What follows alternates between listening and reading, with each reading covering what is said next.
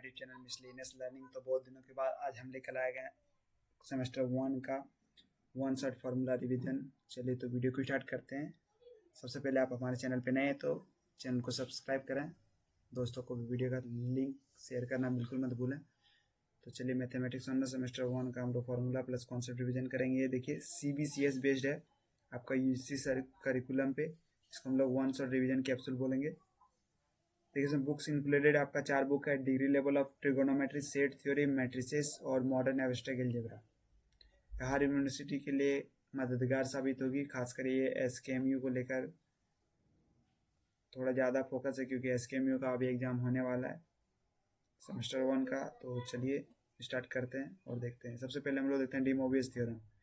D Moivre's theorem में हम लोग देखते हैं cos थीटा प्लस आई साइन थीटा पे पावर n, इसको हम लोग basically cos n theta plus आई साइन n थीटा लिख सकते हैं। अगर माइनस रहेगा तो cos n थीटा माइनस आई साइन n थीटा बोल सकते हैं।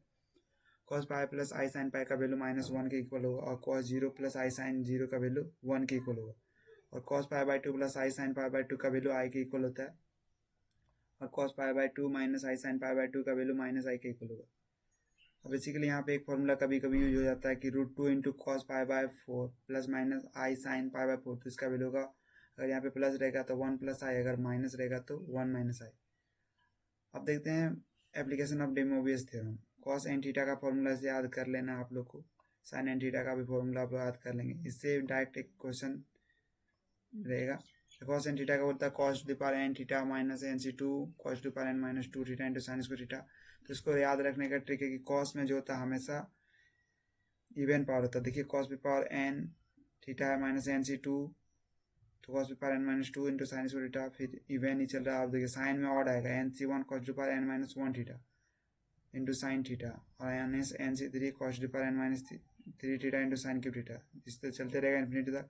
अब tan n थीटा का होगा NC1 tan n theta minus NC3 tan cube theta plus NC5 tan to power 5 theta dot dot dot चलते रहेगा by 1 minus NC2 tan square theta plus NC4 tan to power 4 theta. अब next चलते हैं cos alpha का expansion, बहुत important है, इसको भी याद करना है। डायरेक्ट इस सब का प्रॉपर्टी हम लोग यूज करेंगे। cos अल्फा का होगा 1 minus alpha square by factorial 2 plus alpha two power 4 bye factorial 4 minus alpha two power 6 bye factorial 6। अब साइन अल्फा का देखते हैं हम लोग, alpha minus alpha cube by factorial 3 plus alpha two the power 5 bye factorial 5 minus alpha two the power 7 bye factorial 7। देखिए cos में यहाँ पे भी वही चल रहा है, पावर जो है हमेशा यहाँ पे क्या है, इवन है, और साइन में है पावर ऑड। टेन अल्फा का कभी कभी इसका प्रॉपर्टी यूज होता है, लेकिन डायरेक्ट तो क्वेश्चन नहीं पूछता है, लेकिन कभी कहीं कहीं यूज किया जा रहा है, इसको हम लोग नोट कर लेंगे। अब चलिए next chapter complex argument. e to power minus I X को लिख सकते हैं cos x प्लस आई साइन एक्स, और e to power minus I X को लिख सकते हैं cos x प्लस माइनस आई साइन एक्स, और cos x को लिख सकते हैं e to power I X plus e to power minus I X by 2, और साइन x को हम लोग लिख सकते हैं e to power minus e to power I X minus e to power minus I X by 2 है। इसको note करेंगे। फिर एक यहाँ पे ये MCQ में डायरेक्ट पूछा जाएगा e to power 2n pi, where n equal to कुछ भी दे देगा, इसका वैल्यू 1 ही होगा। आई का वैल्यू यहाँ से हम लोग लिख सकते हैं, आई को लिख सकते हैं cos pi by 2 plus I sine pi by 2, यानी कि किसके इक्वल लिख सकते हैं हम लोग, उसको लिख सकते हैं हम लोग e to power I pi by 2 के इक्वल। फिर लोग alpha plus minus I beta का फॉर्मूला यहाँ से हम लोग को डायरेक्ट पूछा जाता है, इसको प्रूव करने के लिए दिया जाता है।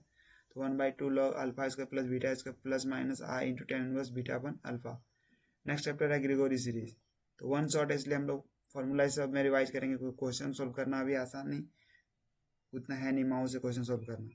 तो अब वीडियो लेकर आएंगे important 50 important question for semester 1। तो आप हमारे चैनल से जुड़िए और दोस्तों को भी शेयर कीजिए।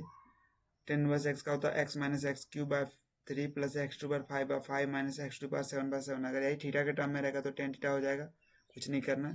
हाइपरबोलिक फंक्शन में हम लोग अब चलते हैं। e टू पावर एक्स का हाइपरबोलिक फंक्शन में वैल्यू होता है cos hyperbolic x plus sine hyperbolic e to power minus x को cos hyperbolic x minus i मतलब आई तो इसमें नहीं लगेगा क्योंकि साइन हाइपरबोलिक एक्स क्योंकि हाइपरबोलिक फंक्शन है तो आई गायब हो जाएगा। सेम इसको भी हम लोग नोट करेंगे। साइन आई एक्स का वैल्यू होता है आई साइन हाइपरबोलिक एक्स के इक्वल। साइन हाइपरबोलिक एक्स को लिख सकते हैं माइनस आई साइन आई एक्स का, cos आई एक्स को लिख सकते हैं cos हाइपरबोलिक एक्स। ये डायरेक्ट आपको प्रॉपर्टी यूज करना याद रखना ही होगा। इसको cos हाइपरबोलिक 2x का हम लोग यहाँ पे 3 फॉर्मूला देंगे। cos हाइपरबोलिक 2x को cos hyperbolic square x plus sine hyperbolic square x, और 2 cos hyperbolic square x minus 1 और 1 plus 2 sine hyperbolic square x. और 1 प्लस कॉस हाइपरबोलिक 2x को लिख सकते हैं 2 कॉस हाइपरबोलिक स्क्वायर एक्स, और cos hyperbolic x 2x minus 1 को लिख सकते हैं 2 sine hyperbolic square x. Most important formula सबको आपको याद कर लेना है। 10i x को लिख सकते हैं आई 10 हाइपरबोलिक एक्स, और 10 हाइपरबोलिक एक्स को लिखेंगे हम लोग माइनस आई 10i x, और cos hyperbolic square x minus sine hyperbolic square x का वैल्यू 1 के इक्वल होता है।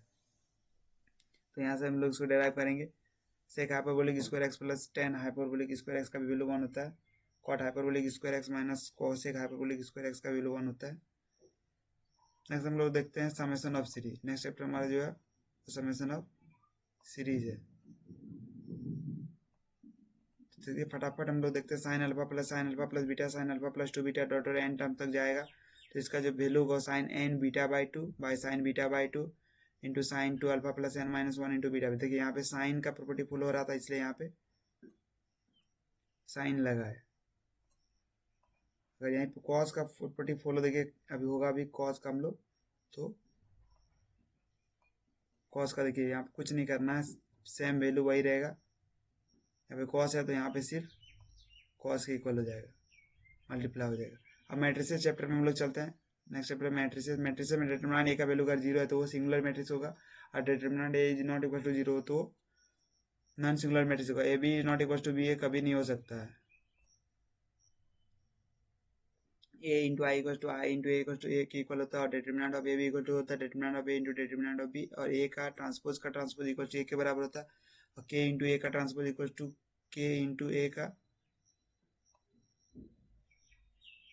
ट्रांसपोज, तो के इंटू ए का ट्रांसपोज हो जाएगा ए इंटू बी का ट्रांसपोज, तो बी का ट्रांसपोज इंटू ए का ट्रांसपोज, तो ए इंटू बी का होल इनवर्स तो बी का इनवर्स इंटू ए का इनवर्स, ए का इनवर्स का ट्रांसपोज होगा ए का इनवर्स का ट्रांसपोज, तो A into A inverse equal to identity matrix के इक्वल होता है, और ए का ट्रांसपोज इंटू ए का डिटरमिनेंट इक्वल टू आइडेंटिटी का डिटरमिनेंट इक्वल टू उसके 1 के इक्वल होगा, और डिटरमिनेंट ए का वैल्यू ऑर्थोगोनल मैट्रिक्स में हमेशा क्या होता है प्लस माइनस 1 के इक्वल होता है। ऑर्थोगोनल मैट्रिक्स उसको बोलेंगे जिसका अगर ट्रांसपोज हम लोग करेंगे तो आइडेंटिटी मैट्रिक्स दे देगा। हर्मिशियन मैट्रिक्स में ए इक्वल टू हो जाएगा ए का स्टार, और स्क्वायर हर्मिशियन में जेड इक्वल टू जेड का star equal to minus Z के इक्वल होगा। एडजॉइंट ए डैश का वैल्यू होगा एडजॉइंट ए इंटू डैश, और A into adjoint A equal to adjoint A into A equal to determinant of A into I, और adjoint ए का determinant होगा determinant A पे power N minus 1, और A inverse equal to 1 by determinant A into adjoint A. Next देखते हैं हम लोग set theory. Power set का वैल्यू था 2 पे पावर ए, डिजॉइंट सेट का होगा A intersection B equal to 5, और A minus B is not equal to B minus A, और A del B equal to A minus B union B minus A, और A union B equal to B minus union A को लिख सकते हैं हम लोग। इसी तरह से हम ये इंटरसेक्शन भी लिख सकते हैं, ए यूनियन 5 इक्वल टू ए लिख सकते हैं, और ए इंटरसेक्शन 5 को 5 लिख सकते हैं। अब इसको याद करेंगे हम लोग कुछ important, A intersection A dash equal to 5 के इक्वल होता है, और ये union A dash equal to omega के इक्वल होता है, और ओमेगा डैश का इक्वल टू 5 होता है, और 5 डैश इक्वल टू ओमेगा होता है। कुछ बेसिक प्रॉपर्टी हम लोग को इसमें याद रखना है, जैसे कि यूनियन बी का डैश हो जाएगा A intersection A dash intersection B dash, यह हमारा डिमॉर्गन्स लॉ है। इसको देखेंगे हम लोग ए माइनस बी को लिख सकते हैं हम लोग ए इंटरसेक्शन बी का डैश, और ए माइनस बी को भी लिख सकते हैं हम लोग बी डैश माइनस ए डैश। तो बेसिक है, आप लोग देख लीजिए इसको। तो हम लोग को क्योंकि वीडियो ज़्यादा लंबा नहीं करना है तो हम लोग अब नेक्स्ट चैप्टर पे चलते हैं। तो Cartesian product of two set, Cartesian product of two set हम लोग यहाँ देखते हैं।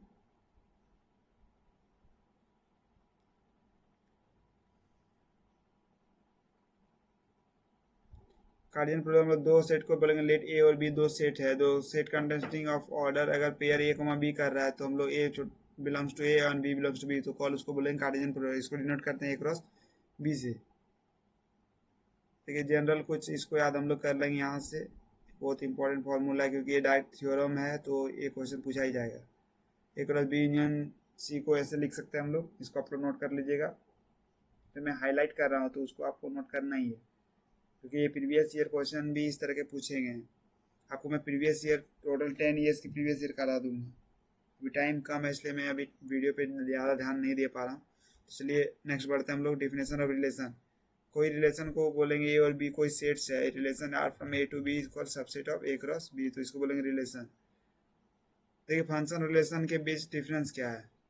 देखिए यहाँ पे सबसे अभी एक एक 1 मार्क्स में पूछता है कि every function is a relation हो सकता है, एक फंक्शन रिलेशन हो सकता है, लेकिन प्रत्येक रिलेशन फंक्शन नहीं होगा या नहीं भी होगा, ऐसा कोई नहीं है। डोमेन बोलेंगे सेट ए में जितना एलिमेंट रहेगा उसको डोमेन बोलेंगे, और सेट बी में जितना रहेगा उसको कोडोमेन बोलेंगे, और सेट ए का जो इमेज बन रहा है बी में जाके उसको बोलेंगे हम लोग range.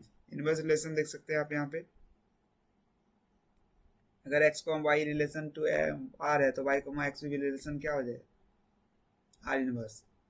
Just opposite reflexive relation तो आपको पता ही होगा, x को x बिलोंग्स टू r है तो x for all x belongs to a होना चाहिए। सिमेट्रिक रिलेशन में क्या होता है, अगर x को y रिलेशन टू r है तो y को x बिलोंग्स टू r होना ही चाहिए, और x को y जो है वो एलिमेंट सेट ए के अंतर्गत आना चाहिए। और एंटी सिमेट्रिक क्या होगा, एंटी सिमेट्रिक में कुछ नहीं है, सिमेट्रिक का प्रॉपर्टी फॉलो करेगा, लेकिन इसमें जो एलिमेंट वो इक्वल होगा, जैसे कि x, y belongs to r और y, x belongs to r। तो देखिए यहाँ पे सिमेट्रिक का प्रॉपर्टी फॉलो कर रहा है, लेकिन x equal to y element जो है वो इक्वल है, तो हम लोग बोलेंगे इसको एंटी सिमेट्रिक।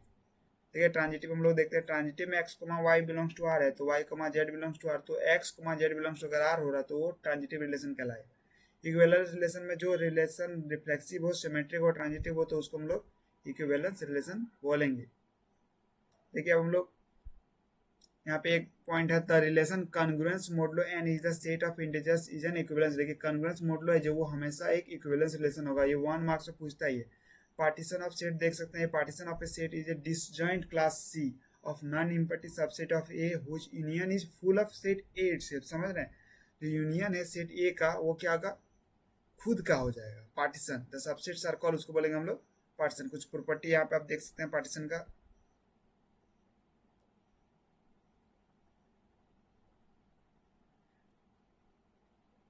ये शायद पेज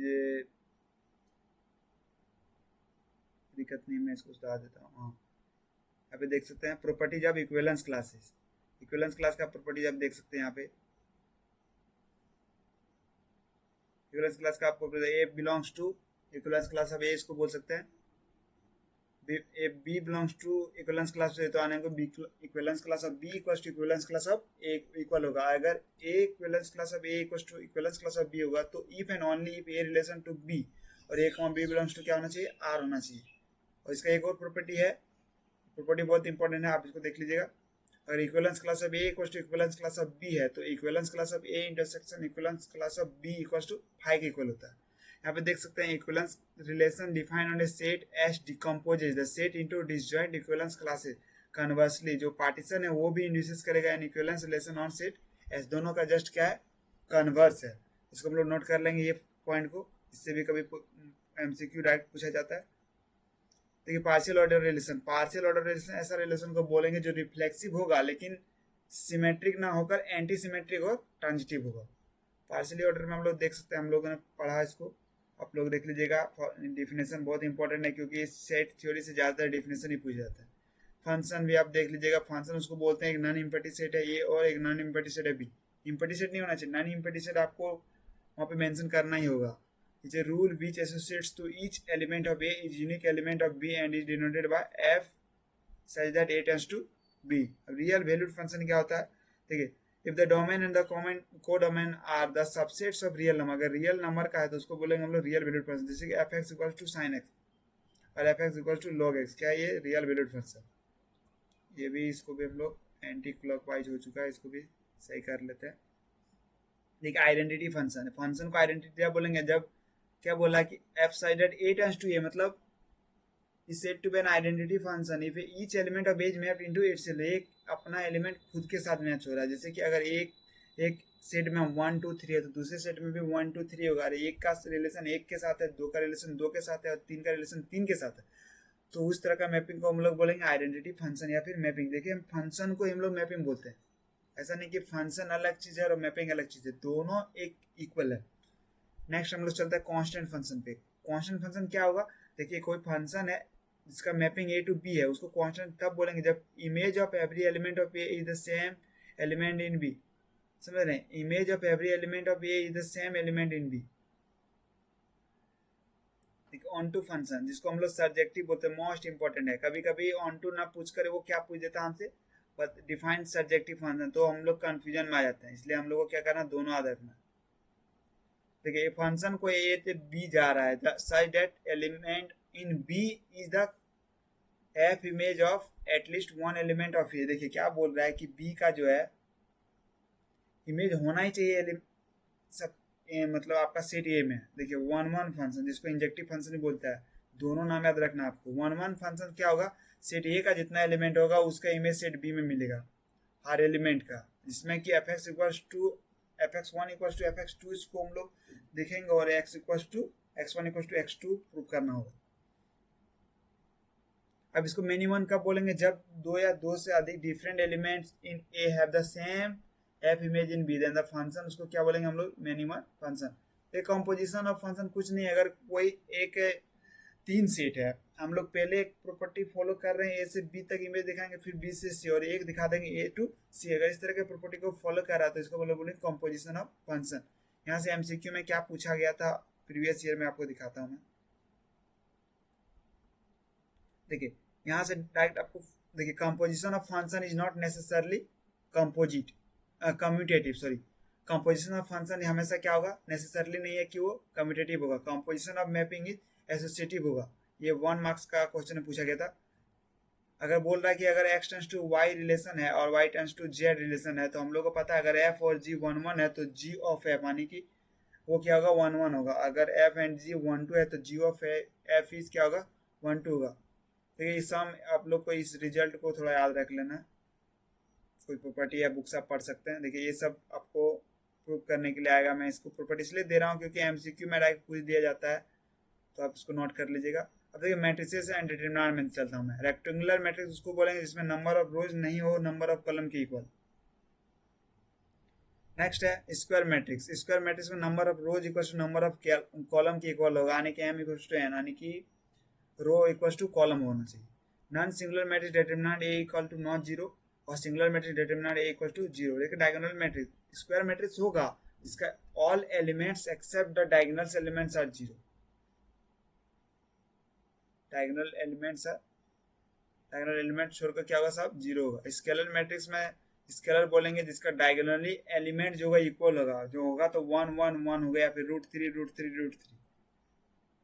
नेक्स्ट हम लोग चलते हैं, थोड़ा पेज मूव करने में मैं, और देखिए अपर ट्रायंगुलर मैट्रिक्स। देखिए इसमें बोला कि एक स्क्वायर मैट्रिक्स होगा जिसका element below the principal diagonal. देखिए प्रिंसिपल डायगोनल हमारा A11 A22 A33 है, लेकिन बोला क्या बिलो, उसके नीचे का जो एलिमेंट होगा वो क्या होगा, सब 0 0 होता जाएगा। देख सकते हैं यहाँ पे आपको दिख रहा होगा, ये प्रिंसिपल डायगोनल एलिमेंट के नीचे जो है वो 0 0 हो रहा है। अब इसी में लोअर ट्रायंगुलर मैट्रिक्स बोल रहा है, लेकिन आपको लोअर नहीं देखना, जस्ट अपोजिट होता है। लोअर ट्रायंगल मतलब हमको लगता है कि नीचे वाला, लेकिन ऐसा नहीं कि प्रिंसिपल डायगोनल की ये क्या होगा हमारा एबव का एलिमेंट वो क्या होगा, 0 होगा। देख सकते हैं यहाँ पे ये एबव हुआ, ये एबव हुआ मतलब ऊपर, अब बिलो मतलब होता है नीचे। नेक्स्ट देख सकते हैं हम लोग, अगर ए कोई m क्रॉस n मैट्रिक्स है और b n cross p matrix है, तो हम लोग बोलेंगे ए बी विल बी क्या होगा, m क्रॉस p मैट्रिक्स के इक्वल होगा। नेक्स्ट है सिमेट्रिक मैट्रिक्स, जिसमें कि a equal to a dash के इक्वल होगा। इसकी सिमेट्रिक्स पता ही होगा, a equal to minus a dash के इक्वल होगा। देखिए the product of any matrix with its transpose is symmetric. देखिए कोई भी प्रोडक्ट करेंगे किसी भी मैट्रिक्स का, उसका ट्रांसपोज के साथ, तो हमेशा वो एक क्या देगा, सिमेट्रिक मैट्रिक्स के इक्वल देगा। हम लोग एडजॉइंट ऑफ मैट्रिक्स निकालना जानते हैं, इसको निकालना है मोस्ट इंपॉर्टेंट। इस पे आपका एक क्वेश्चन पूछता है 8 मार्क्स का। नेक्स्ट देखते हैं properties of adjoint of matrix. देखिए 0 एक नल मैट्रिक्स है तो एडजॉइंट ऑफ 0 इक्वल टू क्या होगा, 0 के इक्वल होगा। अगर आइडेंटिटी एक यूनिट मैट्रिक्स है तो adjoint of I equal to I के इक्वल होगा। ए कोई एक स्क्वायर मैट्रिक्स है तो adjoint of A dash equal to होगा एडजॉइंट ऑफ ए का whole dash. Inverse of matrix, inverse of matrix आप लोग देख सकते हैं यहाँ पे, इनवर्स ऑफ मैट्रिक्स देख सकते हैं, ए इनवर्स का वैल्यू जो होता है adjoint of a by determinant of a के इक्वल होगा। और ऑर्थोगोनल मैट्रिक्स आपको मैंने बता ही दिया था पहले। देखिए कुछ प्रॉपर्टी है ऑर्थोगोनल मैट्रिक्स का, यहाँ पे देख सकते हैं। एवरी ऑर्थोगोनल मैट्रिक्स क्या होगा, नॉन सिंगुलर होगा। एवरी आई एक ऑर्थोगोनल मैट्रिक्स होगा। The transpose of an orthogonal matrix एक ऑर्थोगोनल के इक्वल होगा। मैट्रिक्स के the product of 2 orthogonal matrix भी क्या होगा, एक ऑर्थोगोनल मैट्रिक्स के इक्वल ही होगा। आप देख सकते हैं अगर कोई मैट्रिक्स m क्रॉस n के इक्वल है तो number of r is said to be rank of the matrix. Rank of the matrix से दो क्वेश्चन हमेशा आते हैं, एक एक्लोन फॉर्म से, एक नॉर्मल फॉर्म से, या फिर कैनोनिकल फॉर्म बोलते हैं हम लोग उससे। आपको क्वेश्चन बनाने के लिए आ जाएगा, अब इसको रिवाइज कर लेना है। कभी कभी डिफाइन करने के लिए बोलता है डिफाइन रैंक ऑफ मैट्रिक्स, इसलिए मैंने आपको यहाँ पे मेंशन कर दी, आप नोट कर लीजिएगा। देखिए मॉडर्न एब्स्ट्रैक्ट अलजेब्रा हम लोग चलते हैं नेक्स्ट। इससे तो आपको पूरा आपको याद करना ही है या फिर समझना है। जिनको नहीं समझ में आ रहा तो उनको बेसिकली मैं जो जो टॉपिक बता दूंगा उसको याद कर लीजिए। जैसे ग्रुप बोलेगा डिफाइन ग्रुप, तो डिफाइन ग्रुप कैसे डिफाइन करना। मान लिया जाए कि एक जी नॉन इम्पोर्टेंट सेट है और वो कोई बाइनरी ऑपरेशन है किस पे, ऑन जी पे, then the set G together with the operation O denoted by G, O is called the group। if लिखा हुआ मतलब if and only if the following conditions are satisfied, तो क्लोजर लॉ को follow करेगा, associative law को follow करेगा, existence of identity को follow करेगा, एग्जिस्टेंस ऑफ इनवर्स को फॉलो कर रहा है तो वो ग्रुप है। अब देखिए एबेलियन ग्रुप, एबेलियन ग्रुप वैसा ग्रुप को बोलेंगे जो हमेशा जी को तो फॉलो कर रहा है, लेकिन जी को फॉलो करने के साथ वो कुछ कंडीशंस को भी फॉलो करेगा। क्लोजर लॉ होना चाहिए, एसोसिएटिव लॉ होना चाहिए, एग्जिस्टेंस ऑफ आइडेंटिटी होना चाहिए, एग्जिस्टेंस ऑफ इनवर्स होना चाहिए। इसमें एक बढ़ जाएगा क्या, कम्यूटेटिव लॉ को भी फॉलो ये कर रहा है, तो हम लोग इसको बोलेंगे एबेलियन ग्रुप है। सेमी ग्रुप में देख सकते हैं ये दो कंडीशन को फॉलो कर रहा है। सेमी मतलब ही होता दो। देखिए लेट जी कोई नॉन इम्पोर्टेंट सेट है एंड स्टार, स्टार भी ये बाइनरी ऑपरेशन है किस पे, जी पे, then the set G together with the operation star denoted by G comma star is called semi group. If मतलब होगा if and only if the following conditions are satisfied, तो कि closure law को satisfy करेगा, associative law को satisfy करेगा, तो ही हम लोग उसको बोलेंगे हम लोग सेमी ग्रुप। नेक्स्ट है कुछ हम लोग प्रॉपर्टी देख लेते हैं। Set of integers is an abelian group under addition. देखिए set of integers abelian group under addition 1 marks में क्वेश्चन पूछ लिया जाता है। Set of integers is not a group under multiplication. Set of positive integers is not a group under addition. Set of rational numbers is an abelian group under addition. Set of real numbers forms an abelian group under addition, और set of complex number is an abelian group under addition. Next हम लोग का ये शायद last page है, तो ये हमारा रिकैप था कैसे हम लोग ये समझेंगे। एक कैप्सूल की तरह है एग्जाम के एक दिन पहले, तो ये बहुत ज़्यादा बेनिफिशियल हर स्टूडेंट को होगा जो मैथ ऑनर्स से है, जिनका आपका जनरल इलेक्टिव पेपर भी मैथ है, फिजिक्स ऑनर्स वालों का या फिर केमिस्ट्री ऑनर्स वालों का, तो उनके लिए भी ज़्यादा ही बेनिफिशियल है। तो आप ये वीडियो को फैला देना है एकदम आग की तरह।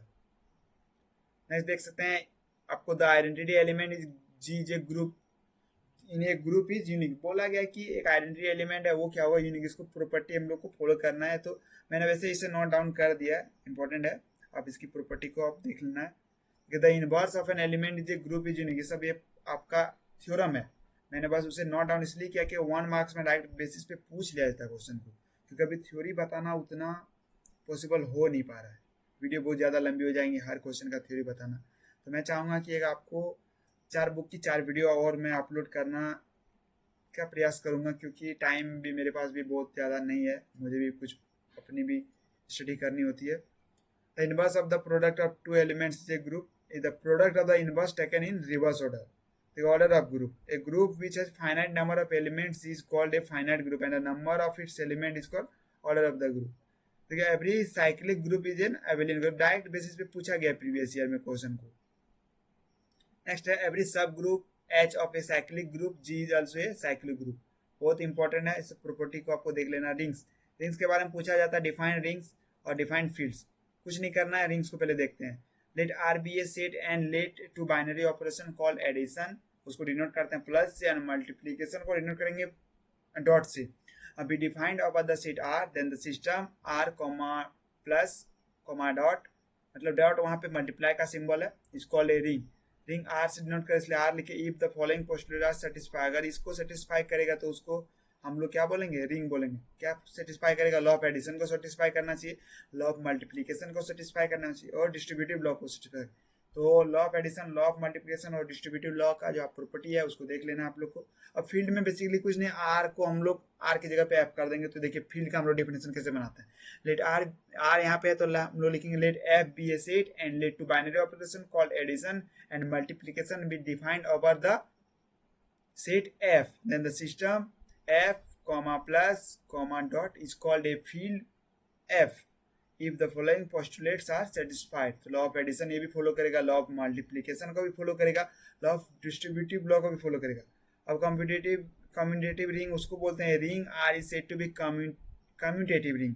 अगर a dot b equals to b dot a है और a comma b belongs to R है तो हम लोग इसको बोलेंगे कम्यूटेटिव रिंग। तो गाइज कैसी लगी वीडियो, ये हमारा वन शॉट कैप्सूल रिवीजन था। आप इसको समझ लीजिए कि fast track revision at the finger tips पे हमने ये वीडियो बनाई है। वीडियो 25-26 मिनट की हो गई है, लेकिन कोई बात नहीं, आप एक रात पहले भी देखते हैं एग्जाम से तो ये आपको बहुत ज़्यादा हेल्पफुल होगी।